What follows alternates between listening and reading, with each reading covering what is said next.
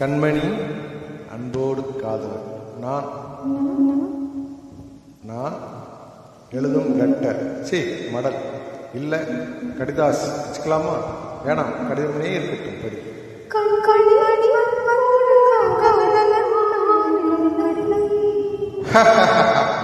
பாட்டாவே படிச்சிட்டியா? அப்ப நானும் முதல்ல கண்மணின்னு சொன்னல, இங்க பொன்மணின்னு போட்டுக்க. பொன்மணி உன் வீட்டுல சௌக்கியமா? நான் இங்க சௌக்கியம்.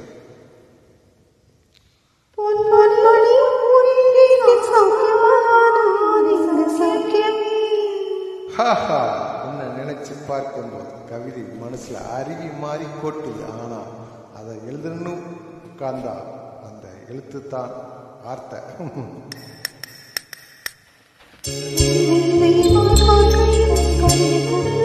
அதான்